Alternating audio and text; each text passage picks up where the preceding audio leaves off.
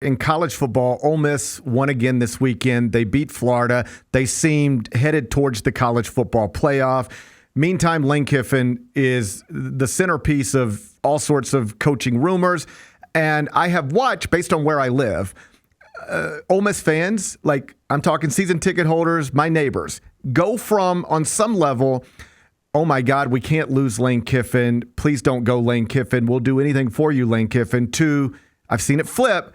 Yo, man, what are you doing? Why are you stringing us along like this? This isn't comfortable. This is awkward. This isn't fun. If you're going to go, just go ahead and go now. I've seen some of that stuff, which obviously isn't practical. But what do you make of the Lane Kiffin, Ole Miss, Florida, whatever else situation that's unfolding while Ole Miss is also perhaps, competing for a national championship?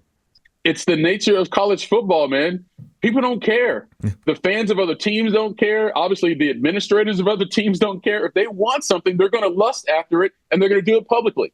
And those who are in the position of Lane Kiffin, like everybody wants to be loved. Everybody wants to be wanted, right? And so you kind of just play the game because just because this person over here wants you doesn't mean that's where you're going to go, but you can use that lust to improve your current position, new contract there in Oxford, or, oh, wait, maybe I can go get this job in the NFL as well. Like that is how this sport has been done for a long time. It's just way more public now through the use of media, right? Because of social media, you get way more attention on certain things than you did 15, 20 years ago. But coaches have always done this. I mean, look what Nick Saban did when he was with the Dolphins, or even when he left LSU prior to that. Like that's what coaches do. And if you're an Ole Miss fan, I understand. Like, yo, man, if you don't want to be here, then I don't want you here, right? We've all been in relationships like that. Like, if you don't love me the way I love you, then go on somewhere. But certainly the reality, and Lane Kiffin's not leaving that program with a chance to win a national championship this year, bro. So either you get with it or just wait, because he's going to be there. He's going to maximize this opportunity to maximize his next contract. He will have a new contract by February of next year, of 2026. Just matter if it's with Ole Miss or another team. That is Michael Eaves from ESPN. Make sure you're watching him on SportsCenter and following him on X at Michael Eaves. That's at Michael Eaves. You're the best, buddy. Good to see you. I'll talk to you next week. All right, man. Be good. Bye-bye. That's Michael Eaves from ESPN. You surprised to hear that? And I don't want to pretend that social media is like real life because, it's very easy to have a couple drinks and type whatever you want on Facebook. But I have noticed, I have friends who are Ole Miss fans, season ticket holders, former Ole Miss players, alums. I'm sort of surrounded by it. And I have watched them go from being excited about how this season is unfolding, like we're awesome and we're fun and we've got a perfect coach for our community. I've watched them go from that to frustrated and like, yo, man, why are you putting us through this? Like, if you want to be here, which is what you keep saying, then say something to end all this. We're trying to win a national championship, and every headline connected to you is about whether you're going to Florida or LSU or somewhere else. This is not the way this should be. I should be, as an Ole Miss fan, having a blast right now. And in reality, I'm not. I'm stressed out and pissed off. I think some of it is, and we haven't seen it this year, but we have seen in the past him kind of call out the fan base a little bit about getting into the game and being seated when at kickoff and stuff like that.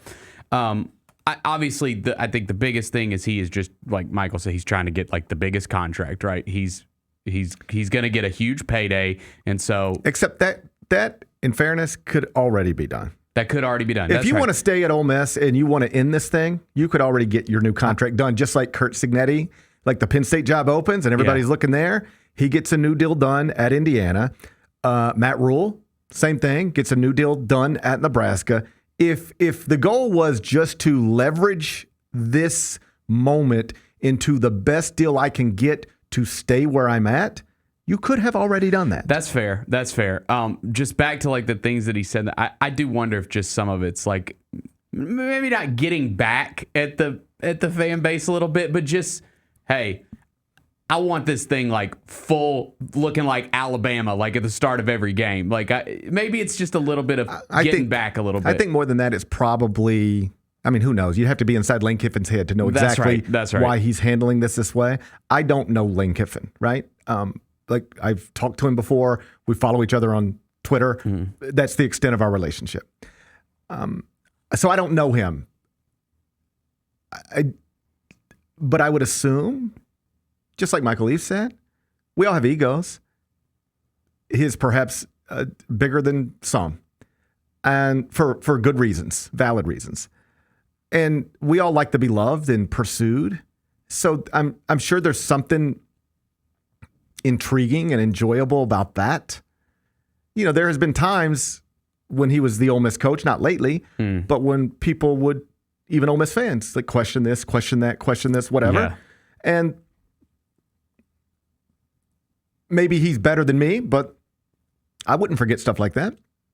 So then you got this bigger school with these bigger things, and they're dying to have you.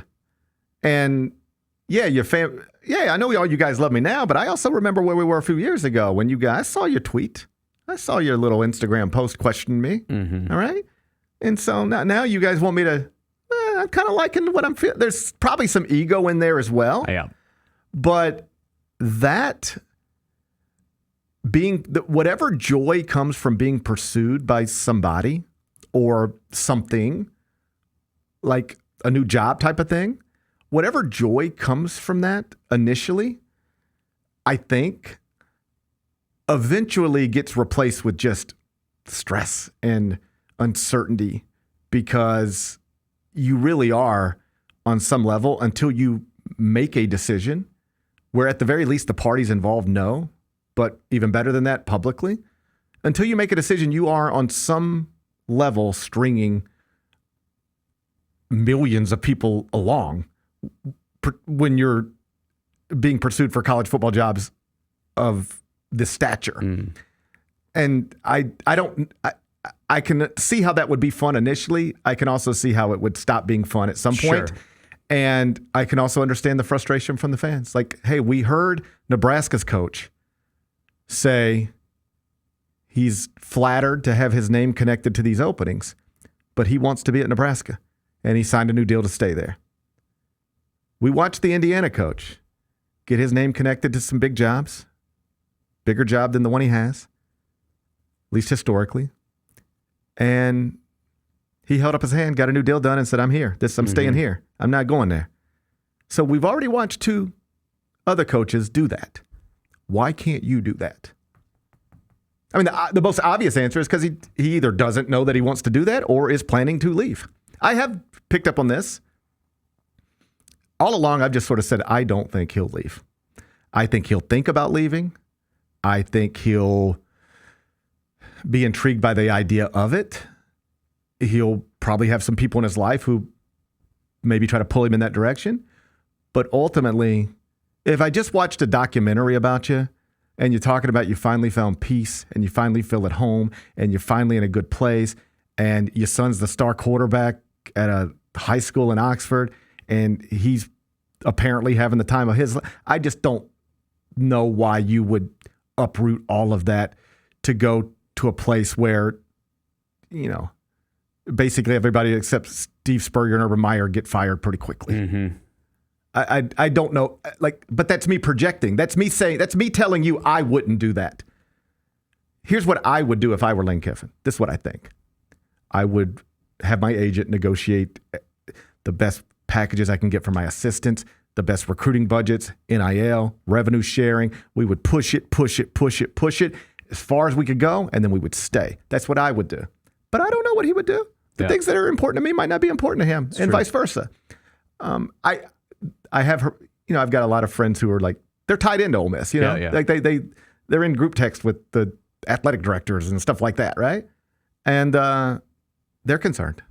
They're not optimistic that he will stay, which runs counter to my surface level evaluation of it. But my surface level evaluation of it is only me projecting. Why would you? They might build a statue of you in Oxford someday. They ain't building a statue of you at Florida. Probably not. You're not Steve Spurrier, and you're not Tim Tebow, right? They already got their statues. You could have your name on stuff at Ole Miss someday.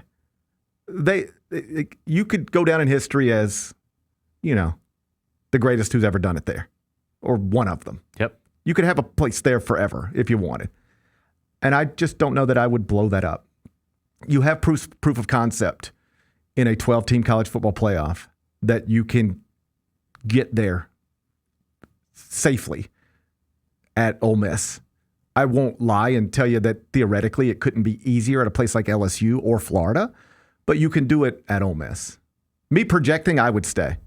But the people at Ole Miss that I talk to are concerned, real concerned that he's not going to. Either way, we've reached a point where I think angst and frustration has set in for a good percentage of the fan base. They love what's happening on the football field, but they wish it was happening without all of the noise surrounded.